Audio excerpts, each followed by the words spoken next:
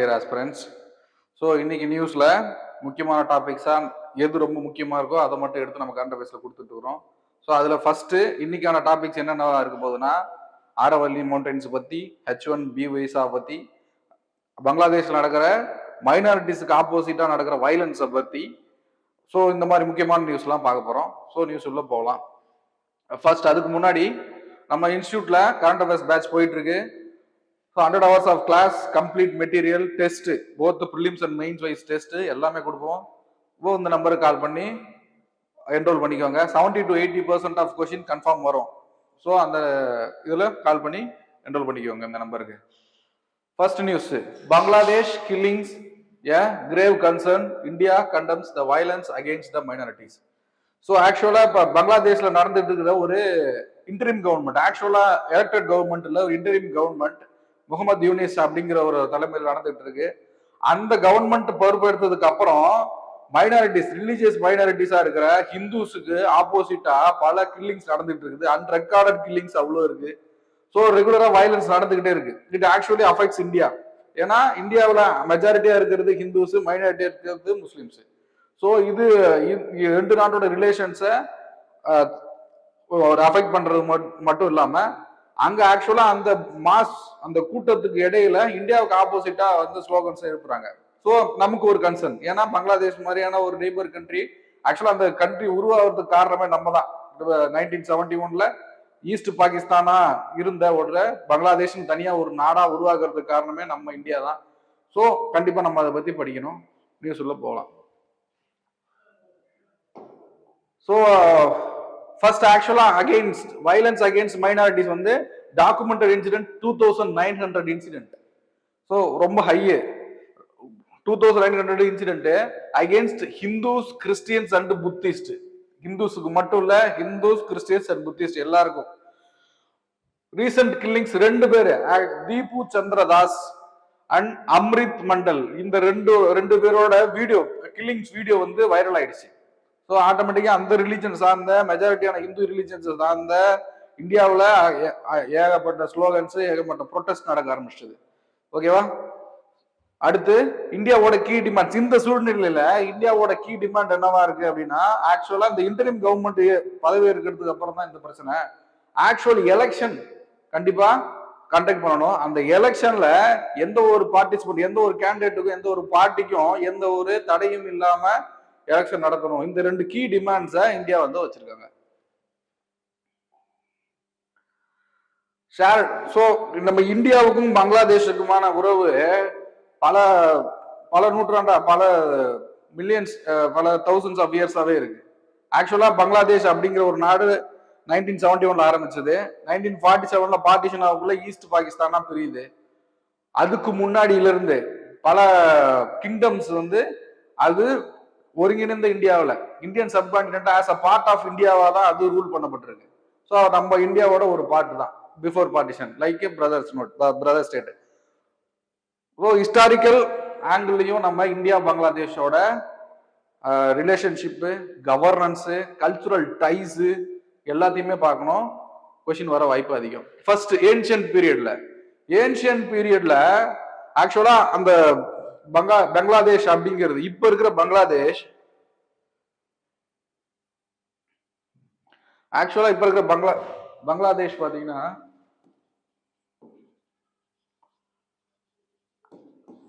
Ancient டைம்ல எந்தெந்த ஸ்டேட்ஸை inculcate பண்ணிருக்குன்னா, Bengal.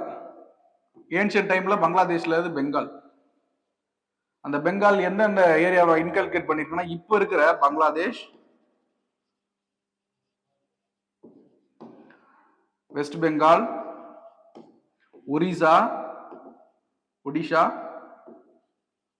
some parts of Assam and Jharkhand. So இவ்வளோ ஸ்டேட்ஸை இன்கல்கேட் பண்ணி ஒரு பெரிய லேண்ட்மாஸ் தான் அப்ப இருந்த பெங்கால். ஸோ அந்த பெங்காலை ரூல் பண்ணிக்கிட்டு இருந்தது, ஏன்ஷியன் டைம்ஸ்ல ரூல் பண்ணிக்கிட்டு இருந்தது குப்தாஸ். அது ஏன் குப்தாஸ், மௌரியாஸ்ல இருந்து எல்லாருமே ரூல் பண்ணிட்டு இருந்தாங்க. அந்த குப்தா பீரியட்ல, மௌரியாஸ் பீரியட்ல ஆக்சுவலா இந்து கிங்டம். குப்தா பீரியட்ல ஸ்கந்த குப்தா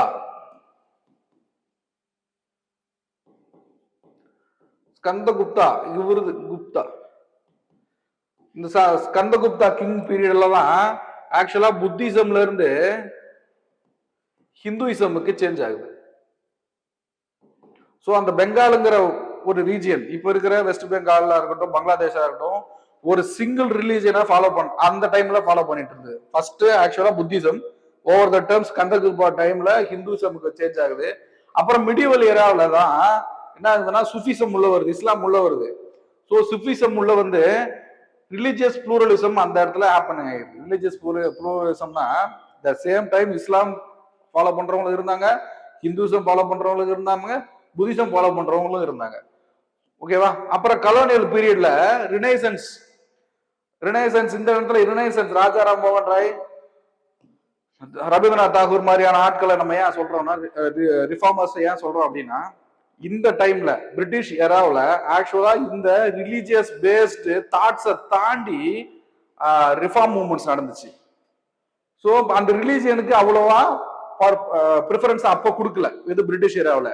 ஸோ இந்த லேண்ட் மாஸ்ல சின்ஸ் ஏன்ஷியன் டைம்ல இருந்து வந்தா கல்ச்சரலுக்கு இம்பார்ட்டன்ஸ் அதிகமா இருந்திருக்கே தவிர ரிலீஜியனுக்கு இல்லை. ஆனா இப்போ அப்படி இல்லை. 1947 பார்ட்டிஷன் அப்போ எப்ப அதிகப்படி இன்டென்ஸ் ஆகுது அப்படின்னா, 1947 பார்ட்டிஷன் அப்போ மெஜாரிட்டியான பீப்புள், இப்போ பங்களாதேஷ் லேண்ட் மாஸ் இவ்வளவு பெருசு, பெங்கால் லேண்ட் மாஸ் இவ்வளவு பெருசு இருக்கு அப்படின்னா, இங்க ரெண்டா பிரிக்கிறாங்கன்னு வச்சுக்கோங்களேன். இங்க பங்களாதேஷ், இங்க வெஸ்ட் பெங்கால். ஸோ இந்த இடத்துல ஹிந்து மெஜாரிட்டியாகவும் மைனாரிட்டி முஸ்லிம்ஸா இருக்காங்க. இங்க பங்களாதேஷ்ல மெஜாரிட்டி முஸ்லிம்ஸாகவும் மைனாரிட்டி இந்துஸா இருக்காங்க. ஸோ பீப்புள்ஸ் மைக்ரேட் ஆகிறாங்க இந்த ஏரியாவுக்கும் அந்த ஏரியாவுக்கும். அப்போ பல கில்லிங்ஸ் அதிகமா நடந்துச்சு. அதுல இருந்து அக்ரவேட் ஆனதுதான் இந்த ரிலீஜியஸ் ஃபைட்டு. மெஜாரிட்டியா இருக்கிற ஹிந்துஸ், மெஜாரிட்டியா இருக்க முஸ்லிம்ஸ், மைனாரிட்டியா இருக்க ஹிந்துஸ் த்ரெட்டன் பண்றது, இந்த மாதிரி ஆப்போசிட் இதில் நடக்கிறது இதுக்கப்புறம் தான். ஆனா ஏன்ஷியன் டைம்ஸ்ல இருந்து நம்ம இந்தியன் கல்ச்சர்ல, இந்தியன் சப்கான்டினென்ட்ல, பெங்கால் ரீஜன்ல இந்த மாதிரி நடந்ததே இல்லை. கண்டிப்பா அது தெரிஞ்சிருக்கணும்.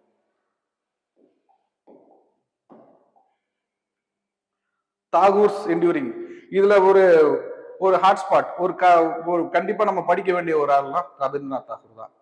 ஏன் அப்படின்னா இவரு ரவீந்திரநாத் தாகூர் அவரோட சாங்ஸ் தான் ஆக்சுவலா பங்களாதேஷ், இந்தியா ரெண்டுத்துக்குமே நேஷனல் சாங்ஸா இருக்கு. இது ரொம்ப ரேர்.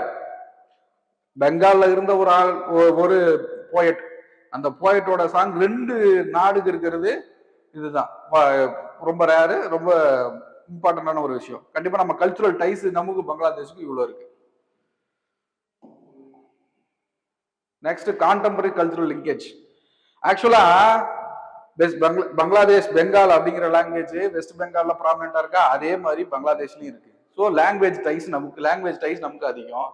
லிட்ரேச்சர் டைஸ் லாங்குவேஜ் இருக்குன்னா ஆக்சுவலா லிட்ரேச்சரும் ரெண்டுத்துக்கு சேம் தான். ஷேர்டு ஃபெஸ்டிவல்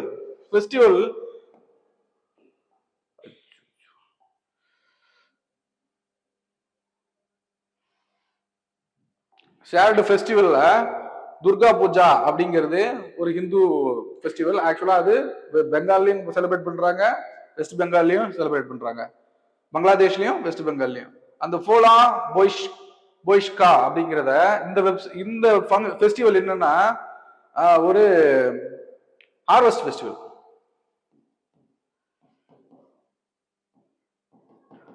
லைக் பொங்கல், தமிழ்நாட்டில் பொங்கல் கொண்டாடுற மாதிரி இந்த ஃபெஸ்டிவல் ஹார்வெஸ்ட் ஃபெஸ்டிவல். ரெண்டுமே கான்டெம்பரரி. அங்க எப்படி கொண்டாடுறாங்களோ அதே மாதிரி இங்கேயும் கொண்டாடுறாங்க. அது மட்டும் இல்லாம ஷேர்டு மியூசிக், நமக்கு மியூசிக்கும் அவங்களுக்கும் ஒரே மாதிரி இருக்கும். தியேட்டர், சினிமா எல்லாமே நமக்கும் பங்களாதேஷுக்கும் மோரார்லெஸ் சேம். நெக்ஸ்ட், ஸோ இப்படிப்பட்ட கல்ச்சுரல் டைஸ் இருக்கிற 2 நாடுகளுக்குள்ளயும் ரிலேஷன் சுமூகமா போகணும். அதை நோக்கி தான் நம்ம அடுத்த பாயிண்ட் இருக்கணும். Next news, India raises H1B visa, H1B interview cancellation issue with the US seeks to minimize the disruption. ஆக்சுவலா இந்த H1B visa அப்படிங்கிற ஒரு கேட்டகரி என்னன்னா, யூஎஸ்ல இருக்கிற ஒரு எம்ப்ளாயர் எனக்கு இந்த நாட்டில் இருக்கிற ஒரு எம்ப்ளாயி வேணும்னு சொல்லி அந்த எம்ப்ளாயர் அந்த விசாவை இஷ்யூ பண்ணி அந்த எம்ப்ளாயி அதை கெயின் பண்ணி வர்றது அந்த H1B visa with some condition. ஓகேவா? அந்த visa allocation yearly certain amounts allocate பண்ணுவாங்க. அந்த சம் அலோகேட் பண்றாங்க இல்லையா, அந்த அமௌண்ட்டை ஃபில் பண்ணணும். ஒரு நாடு ஃபில் பண்ணணும். அவங்களோட நீட்ஸை சாட்டிஸ்ஃபை பண்றதுக்கு பண்ணணும். ஆனா கண்ட்ரிஸ் அந்த யூஎஸ் வந்து சாங்ஷன் பண்ணும் அந்த விசாவை. ஸோ அப்படி இன்டர்வியூ வந்து இந்தியாவுக்கு வர வேண்டியது யூஎஸ் கவர்மெண்ட் கேன்சல் பண்ணிடுச்சு. அதனால பல பேருக்கு அந்த இன்டர்வியூ தள்ளி போயிருக்கு. ஸோ ரீசன் என்ன சொல்றாங்க, அதோட எஃபெக்ட் என்ன இருக்குன்னு பார்க்கலாம். Next, mass cancellation. Mass cancellation, interviews cancelled in the mid-December, affecting thousands of Indian applicants. Indians மேஜரா அந்த யூஎஸ்ல இருக்கிற அதிகப்படியான எம்ப்ளாயிஸ் ஃபுல்லா நம்ம இந்தியன்ஸ் தான். மேக்சிமம் கிட்டத்தட்ட 70%. Enhanced vetting, US implementing the scrutiny of social media post. ஒரு மேஜரா என்ன சொல்றாங்கன்னா அந்த சோஷியல் மீடியா போஸ்ட். ஒரு சில அந்த விசா H1B விசா கேட்கறாங்க இல்லையா, அவங்க வந்து தன்னோட சோசியல் மீடியாவில் ஏதாச்சும் ஒரு அன்வான்ட் திங்ஸை போஸ்ட் பண்ணிருக்கலாம், இல்ல ஒரு அன்வான்ட் ஐடியாலஜி அகேன்ஸ்ட் யூஎஸோட ஐடியாலஜி அகேன்ஸ்ட் ஏதாவது போஸ்ட் பண்ணிருக்கலாம், இல்ல ஏதாவது ட்வீட் பண்ணிருக்கலாம். ஸோ இந்த மாதிரியான விஷயங்களை பார்த்துட்டு கேன்சல் பண்ணிருக்கோம்னு சொல்லி யூஎஸ் கவர்மெண்ட் சொல்லுது. ஓகேவா? Severe delays. இதனால என்ன ஆகும் அப்படின்னா, ஒரு 6 or 7 months விசா கிடைக்க வேண்டிய ஒரு கேண்டிடேட் என்ன பண்ணுவாங்க, 6 or 7 months இங்க இருப்பாங்க. ஸோ அன்எம்ப்ளாய்மெண்ட், இது டிலே நடக்கும். இதெல்லாம் தான் நடக்கும்.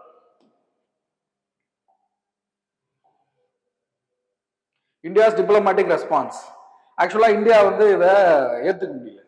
ஏன்னா major of the workforce நம்ம அங்க வெளியே போனா இருந்து ரெமிட்டன்ஸ் வரும், நம்ம டைஸ் அதிகமாகும். ஏற்கனவே 150% டேரிஃப் போயிட்டு இருக்கிறதுனால நமக்கு வந்து ஃபாரெக்ஸ் ரேட் ரொம்ப கம்மியா இருக்கு.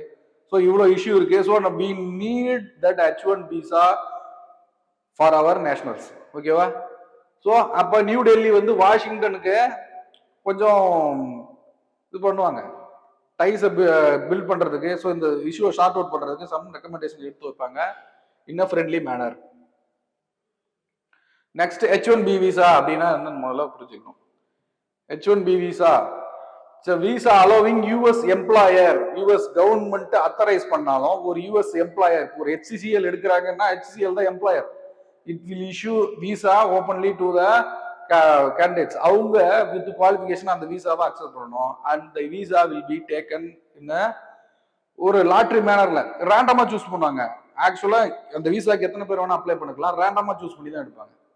ஓகே, யூஎஸ் எம்ப்ளாயர் கொடுக்கணும். டியூரேஷன், ஆக்சுவல் டியூரேஷன் அந்த H1B விசாக்கு மினிமம் 3 years, மேக்ஸிமம் 6 years. அந்த 6 years இருக்கு இல்லையா, அந்த 6 years under some condition we can extend the 6 years. அந்த 6 years தாண்டி எக்ஸ்டெண்ட் பண்ணிக்கலாம் அந்த விசா டென்யூரை with some conditions. ஓகேவா? 3 year minimum, maximum 6 years under some certain conditions with mandatory employer sponsorship. Mandatory employer sponsorship னா employer வந்து sponsor, அவங்களுக்கு accept பண்ணிக்கணும், ஒரு அத்தாரிட்டி கொடுத்துருக்கணும். ஒரு எம்ப்ளாயர் வந்து இந்த H1B விசா ஹோல்டருக்கு அத்தாரிட்டி கொடுத்துருக்கணும். ஆனுவல் கேப் பர் இயர் வந்து 65,000 H1B விசா இஷ்யூ பண்றாங்க. அது மட்டும் இல்லாம ஒரு 20,000 வந்து master cap, master degree hold பண்ணுவாங்க. நல்லா புரிஞ்சுக்கணும். 85,000 டோட்டல் H1B விசா, அதுல 65,000 ஒரு ordinary visa, ordinary degree holders can get for the visa. ஆனா in that 20,000 master degree holders can only apply for that, like a reservation மாதிரி வச்சுக்கலாம். 20,000 visas only for master degree holders.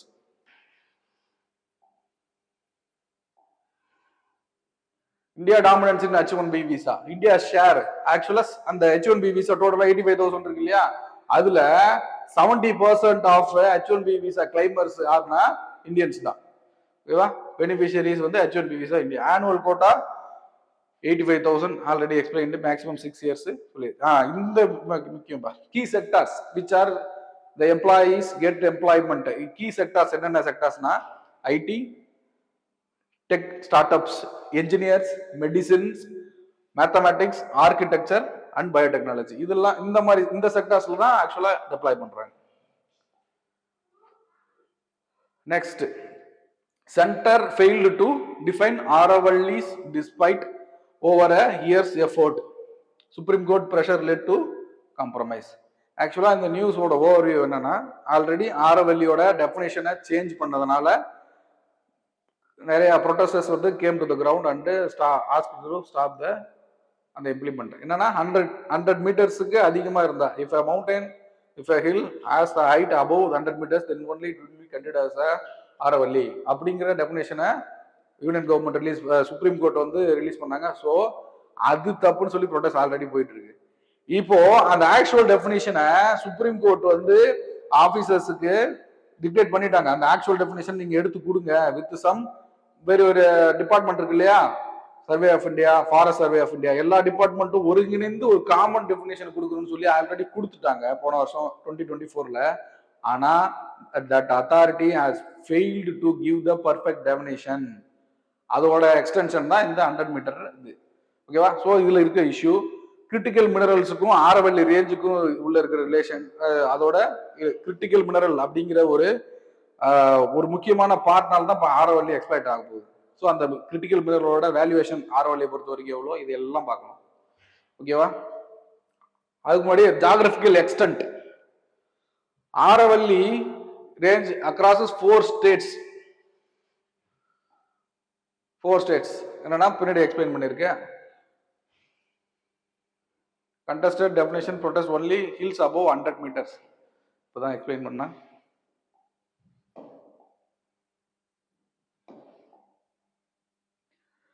Definition deadlock 2024ல supreme court intervene பண்ணி supreme court constitute committee to create uniform scientific definition crucial for regular mining. 2024 செப்டம்பர்ல கொடுத்த direction கரெக்டா mining பண்றதுக்கு mining ஏரியாவை நாங்க சிக்னேச்சர் பண்ணி அக்செப்ட் பண்றதுக்கு கரெக்டான டெஃபினிஷன் வேணும்னு கேட்டது 2024 செப்டம்பர். ஆனா எக்ஸ்பர்ட் டிஸ்அக்ரிமெண்ட் என்னன்னா forest survey of India, survey of India and other couldn't agree the technical criteria. ஸ்லோப்ல பிரச்சனை. ஆக்சுவலா இது என்னன்னா ஸ்லோப். இப்போ ஆரவல்லிங்கிறது oldest fold mountain.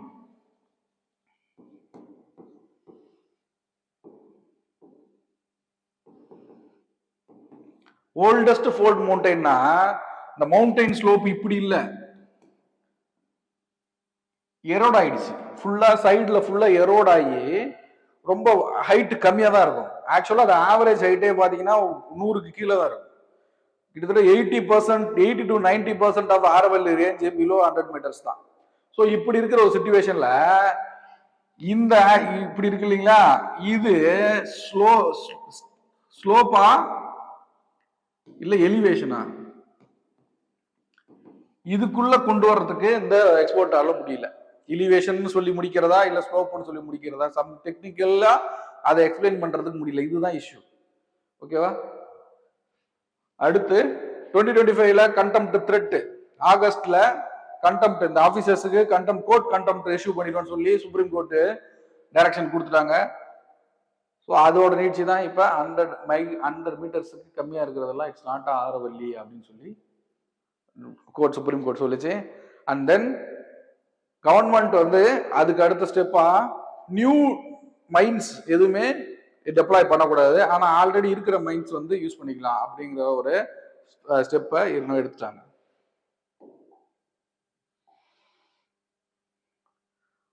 Aravalli range ancient Guardian.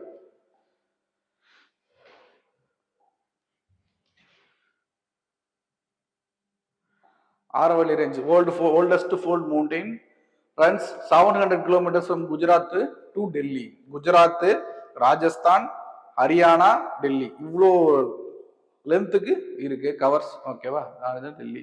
Gurushikhar highest mountain. Ecological significance barrier preventing the Thar desert. தார் dessert பாத்தீங்கன்னா இங்க இருக்கும், வெஸ்டர்ன் சைட்ல இருக்கு தார் டெசர்ட். ஸோ தார் டெசர்ட்டோட சாண்ட் ஃப்ளோ ஆகி காத்துல வர்றது இல்ல என்க்ரோச்மெண்ட் நடக்கிறது, ஸோ இதெல்லாம் ஸ்டாப் பண்றதுக்கு ஒரு நேச்சுரல் பேரியரா இருக்கு இந்த Aravalli.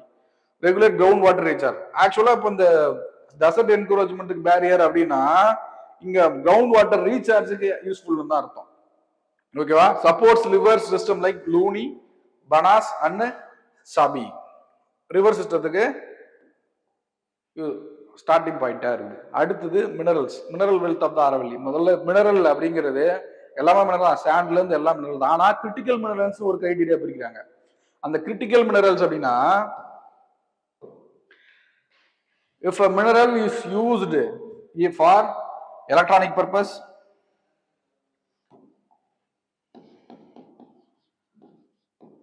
electronic security, defense, so இந்த மாதிரி முக்கியமான விஷயத்துக்கு டெப்ளாய் பண்றதுக்கு நம்ம ரிசோர்சஸ் அதாவது மினரலை யூஸ் பண்ணோம்னா அது கிரிட்டிக்கல் மினரல் ஆகுது. அப்படிப்பட்ட கிரிட்டிக்கல் மினரல்ஸ் ஆரவல்லியை பொறுத்த மட்டும் எங்கெங்க இருக்குன்னா, காப்பர் வந்து K3 மைன்ஸ்ல இருக்கு, ஜிங்க் லெட் வந்து ஜோவார் மைன்ஸ்ல இருக்கு, டங்ஸ்டன், இந்த டங்ஸ்டன் வந்து ரொம்ப இம்பார்ட்டன்ட். இது நாகூர் ராஜஸ்தான். சோ இவ்வளவு இம்பார்ட்டண்டா இருக்கிற கிரிட்டிக்கல் மினரல்ஸ் இந்த ஆரவல்லி ரேஞ்சஸ்ல இருக்கு. சோ அந்த ஆரவல்லி ரேஞ்சஸ் எக்ஸ்ப்ளாய்ட் எடுக்கக்கூடாது. அது எடுக்கிறதா ட்ரை பண்றாங்க. பட் ஆனா எடுத்துட்டோம்னா அங்க இருக்கிற நேச்சுரல் ஹேபிட்டாட்ல இருந்து ஜியோகிராபிக்கல் எஃபெக்ட் ரொம்ப மோசமா இருக்கும்ன்றதுதான் issue.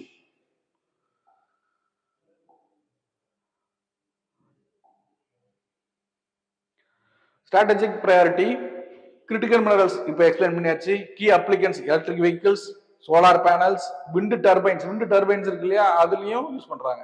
Electronics and defence.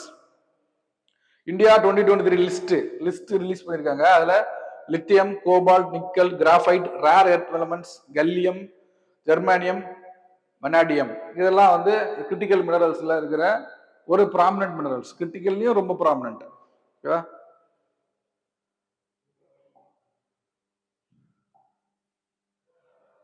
Next, invasive mosquito threatens India's malaria elimination goal. ஆக்சுவலா மலேரியாவை எலிமினேட் பண்றதுக்கு நம்ம இந்தியா வந்து கோல் செட் பண்ணிருக்காங்க 2027 சொல்லிட்டு, கம்ப்ளீட் எலிமினேட் 2030. ஸோ இந்த பவுண்டரியை ரீச் பண்ண முடியுமான்னு தெரியல. ஏன் அதுக்கு காரணம்னா, ஒரு டைப் ஆஃப் மஸ்கிட்டோ அனஃபோலஸ் சிஃபனிஸ் அப்படின்னு சொல்லி ஒரு டைப் ஆஃப் மஸ்கிட்டோ, அது அர்பன் மஸ்கிட்டோன்னு டேர்ம் பண்றாங்க. அது ஒரு வெக்டர், அதோட ஸ்ப்ரெட் அதிகமா இருக்கு. மலேரியாவை ஸ்டாப் பண்ற ஃபோர்ஸ் பத்தல அப்படிங்கிறது தான் நியூஸ். ஃபர்ஸ்ட் இதுல இந்தியா ஃபர்ஸ்ட் அந்த மஸ்கிட்டோ ரொம்ப முக்கியம். Mosquito name anopheles stephensi. இந்தியாவோட ஆம்பிஷன் டார்கெட் 2030. இந்த அனஃபோலஸ் ஸ்டெஃபன்சிங்கிறது அர்பன் மஸ்கிட்டோ அப்படின்னு கேட்டகரைஸ் பண்றாங்க. India malaria elimination. ஸோ அந்த எலிமினேஷன் அந்த அப்படிங்கிற ஒரு டார்கெட் நம்ம ஃபோக்கஸ் பண்ணி போயிட்டு இருக்கக்குள்ள, இப்ப இந்த டைம்ல நடந்த கேசஸ் 2015ல 11.7 lakh கேசஸ் இன் 2024ல 2.7 lakh கேசஸ், டெத் ரெடியூஸ்டு, இவ்வளவு கரெக்டான போயிட்டு இருக்கு. ஆனா 0% வரல. நம்ம எடுத்துக்கிற கோலு 2027 இன்டர்மீடியட் கோல் 0 இண்டிஜினஸ் மலேரியா கேசஸ். இதுல ஒரு விஷயம் புரிஞ்சுக்கணும். 2020 இந்த 0 இண்டிஜினஸ் மலேரியா கேசஸ் அப்படிங்கிற ஒரு கோல் அப்படி என்ன அர்த்தம்னா, ஒரு செலக்டட் ஏரியாவில், இப்போ ஒரு செலக்டட் ஏரியாவில் 0 registered malaria case, 0 register malaria case achieve பண்ணிட்டா அது 0 இண்டிஜினஸ் மலேரியா கேசஸ். தொடர்ந்து 3 வருஷம் கன்சிக்யூட்டிவ் 3 இயர்ஸ் இந்த அச்சீவ்மெண்ட்டை பிடிச்சா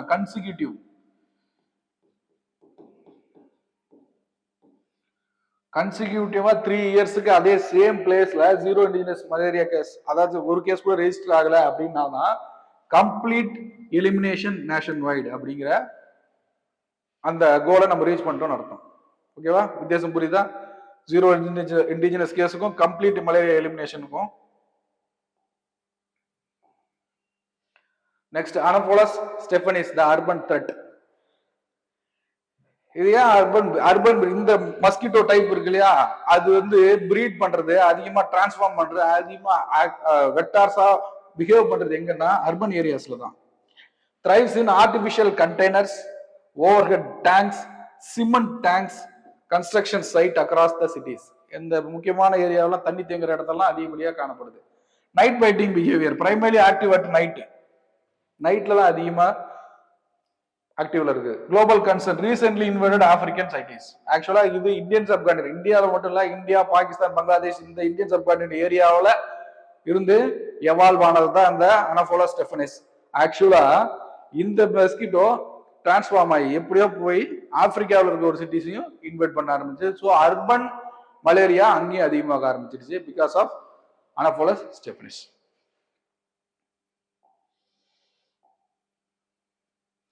critical challenge high burden district. So urban ஏரியாவில் ஆல்ரெடி பாப்புலேஷன் ரொம்ப டென்ஸாக இருக்கும். அதுவும் மலேரியா வந்து ஸ்ப்ரெட் ஆகக்கூடிய டிசீஸு. ஸோ அதை கண்ட்ரோல் பண்ணுறது ரொம்ப கஷ்டம். High burden of district. Asymptomatic infection அப்படின்னா சிம்டம்ஸ் வெளியவே தெரியாது. ஏசிம்டமேட்டிக் இன்ஃபெக்ஷன்னா சிம்டம்ஸ் வெளியவே தெரியாது. அப்படி அந்த ஸ்டேஜில் ஆனால் ஸ்ப்ரெட் ஆகும். அதான் asymptomatic infection. Drug and insecticides resistance. So resistance positive ஆகிடும். அது தடுக்கிற தன்மை இதுக்கு அதிகமாகிடும். National framework for malaria elimination. So இந்த அச்சீவ்மெண்ட்டை எப்படி நம்ம ரீச் பண்ணலாம் அப்படின்னா, first early detection, early diagnosis and complete treatment. Once நமக்கு மலேரியா இருக்குன்னா ஒரு பாயிண்ட் வரைக்கும் அதை கண்ட்ரோல் பண்ற மாதிரி இருக்கும். சிம்டம்ஸ் ஃபர்ஸ்டே தெரியக்குள்ள நம்ம கொஞ்சம் ஸ்ட்ராங்கா இருந்தோம்னா நம்ம ஃபர்ஸ்டே அதை டயக்னோஸ் பண்ணி அதை ட்ரீட்மெண்ட், ஃபுல் ட்ரீட்மெண்ட் முடிச்சிடணும். ஆஃப் ட்ரீட்மெண்ட் விட full treatment. Next integrated vector management. வெக்டார்னா இங்க வெக்டார் எதுனா மஸ்கிட்டோ தான். வெக்டார்னா கடத்தி ஒரு ஒரு ஒரு வியாதியை ஆக்சுவலா இந்த மஸ்கிட்டோ வந்து வெக்டாரா எடுத்துட்டு போய் இன்னொருத்தவங்களை, இப்போ மலேரியா இருக்கா அவங்களுக்கு கொசு கடிச்சிட்டு அதே மஸ்கிட்டோ இன்னொருத்தவங்க போய் கடிச்சு அவங்களுக்கு வந்துடும். அதான் அந்த vector. So vector integrated vector மேனேஜ்மெண்ட்னா department to department, state to state, machineries to machinery இன்டெகிரேட்டடா அந்த மஸ்கிட்டோவை ஹேண்டில் பண்ணணும். அந்த வெக்டாரை ஹேண்டில் பண்ணணும்னு அர்த்தம். சர்வேலன்ஸ் மானிட்டரிங் ஆக்சுவலா தெரியும் உங்களுக்கு பார்த்தாலே. கம்யூனிட்டி பார்ட்டிசிபேஷன், பீப்புள் பார்ட்டிசிபேஷனும் முக்கியம். ஒரு இடத்துல மஸ்கிட்டோ வந்து தங்குதுன்னா அந்த டயர்ல தேங்கி இருக்க தண்ணியால தான். ஸோ அந்த ஒரு கவர்மெண்ட்டுக்கும் எல்லா வீட்டில் இருக்க டயர் தண்ணி ஊற்ற முடியாது. So community participation, people also realise the danger of this anopheles mosquito. அப்படியே அவங்களும் சேர்ந்து பார்ட்டிசிபேட் பண்ணி இதை காம்பேட் பண்ண முடிவு பண்ணணும். So discuss the ethical and strategic consideration that guide India's intervention in the internal affairs of its neighboring countries with the focus on recent statements regarding Bangladesh. So பங்களாதேஷோட relationship பத்தி first நியூஸுக்கான ஒரு question, mark question. இதை எழுதுங்க. எழுதிட்டு photo எடுத்து post பண்ணீங்க, கமெண்ட்ல போஸ்ட் பண்ணீங்கன்னா அவங்களுக்கு திருப்பி தருவோம். Thank you. Kurukshetra, Kurukshetra, Kurukshetra, Kurukshetra, Kurukshetra, Kurukshetra.